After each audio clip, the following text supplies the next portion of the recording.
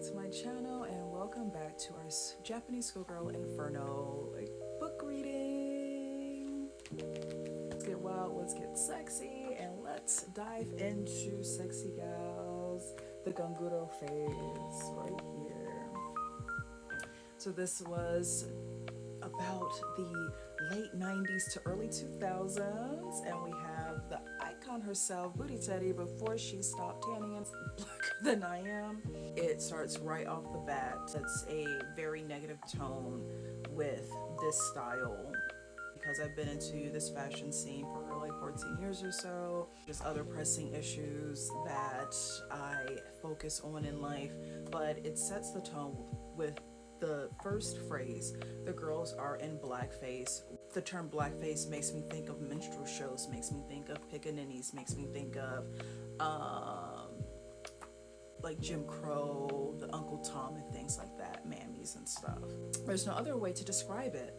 They're drastically darken the color of their once fair skin through frequent trips to the tanning salon, piling on cheap tanning products from the drugstore, or in a pinch applying good old-fashioned shoe polish. White circles that surround their mouths and eyes made with concealer heighten the effect. A shocking hybrid between a human being and a panda bear. Then there's the hair dyed bizarre shades along the orange to blonde spectrum, or tinted silver gray for a style known as high bleached. There's a difference between ganguro and genguro, still referencing the tanning of a person that, wow, they are dark. They are not a pale Japanese person. I will have to disagree that ganguro, gon, which is what I learned meant like super strong, and guro, a word like the conjugation, if you will, of kuro, or black, the color black, which is like strong black instead of it literally meaning black face, which would literally be, in my opinion, with my limited Japanese, like kuro cow, like black face. I digress. So even then, they say here the prefix gon for gonguro was added to the word as the look became increasingly hardcore, like super black than just like black face. Middle age and high school age co-gals had already begun darkening their skin since the early 90s, but the brakes were now off. If the co-gals looked tan, then the ganguro looked burnt beyond all recognition. Light skin had been held as a beauty ideal for centuries in Japan, but the ganguro lived in a brave new world where one could customize anything, even skin color. So why not go all the way? It took one person, a legendary fashion extremist named Booty Teddy, to take the basic idea to its next evolutionary level. In '99, rumors began to circulate in Shibuya underground about a girl who had created a bold new style somewhere between twisted genius and full-blown insanity. When the pioneering gal magazine Egg got wind of this mysterious figure, it dispatched camera crews into the discos to track her down like a wild animal. Naming herself after the jet black soy sauce zusa flavor yellowtail fish, Booty, and teriyaki cooking, Teddy, Booty Teddy was found holding court in the Shibuya club Pylon. She strutted about in colossal platform boots that made her knockout body stand nearly 6 feet tall, putting her literally over the top. Everything about her screamed, "A star is born." The Egg staff, egg not as in food, but the magazine, immediately began using Booty Teddy in their photo spreads, promoting her as a revolutionary fashion icon for the strange new millennium to come. In public and in the pages of Egg, Booty Teddy was often seen alongside a core group of 3 followers who aped her style. When she met her new group of friends and everything that pretty much were her entourage, she never showed her face without makeup. Mizuno, one of her friends, or quotes, even when they had a sleepover, the only thing she would take off was her eyelashes. After a shower, she would spend 2 to 3 hours in the bathroom doing her makeup. We would bang on the door if we had to go to pee. To this, Booty Teddy would shout back, "I am too shy to show you my real face." She said doing herself up like that was a tool to hide her true personality. She was actually really shy and inhibited. Booty Teddy and her friends, Miss Booty Teddy herself.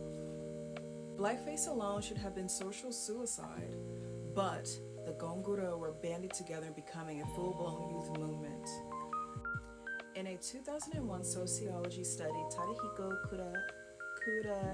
Kuraishi, a professor in the Department of Literature at Kokugakuin University, began a Shibuya study that attempted to dissect the rise and fall of the blackface look. In his groundbreaking work, he quotes a Mr. Shitasugi, the owner of a store selling Hawaiian goods, popular with gals, who accounted for the appeal. Black music, because we're trendsetters. Black music influenced the surfers and it moved over to the dance clubs. Hip-hop culture began to influence the young and the desire to actually become black increased. But the most extreme forms of blackface actually originated as a kind of makeup style designed to make the girls stand out in crowded clubs and wherever else it is desired to stand out from the pack. Besides having such an extreme fashion and some of their entrepreneurial endeavors, having their like starlet endeavors and everything, they were getting a lot of backlash from the media of being seen as dirty, but their outfits and their makeup and everything took them so long to get ready.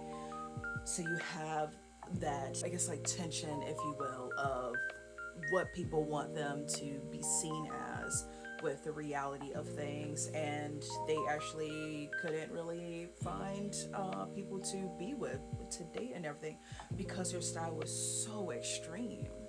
And also, I must have to say, because I girls do deserve a shout out, that two of these girls of the Buriteri group, the Goguro San Kyodai, Goguro siblings, if you will, two of them were actually college students, so hopefully they were able to get their degrees and everything and have really successful careers outside of the fashion scene. But from all of the negativity that they were experiencing and being so tan and being these fashionistas, they wanted to concentrate on their studies instead and decided to stop all their gal endeavors.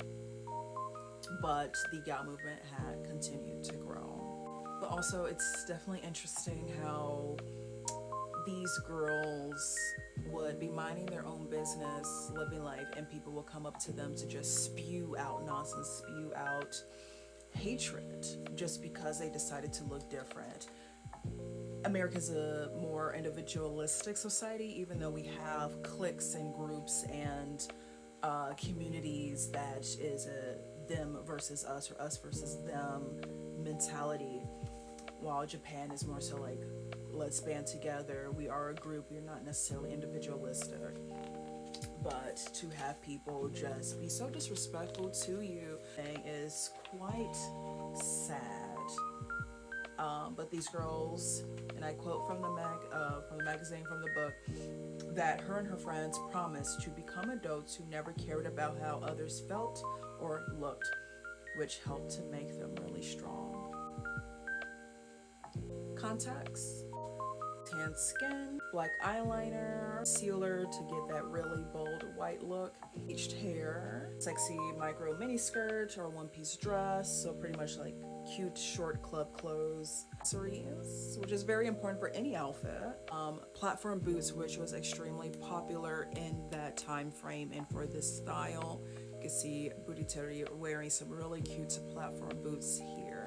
Platform boots, so you can tower over everyone. Color coats, so definitely a lot of color, a lot of bold makeup, bold hair, just you are not holding back with your style at all. They have the ideal boyfriend here. He's like, oh hell no, like you're too wild and crazy for me.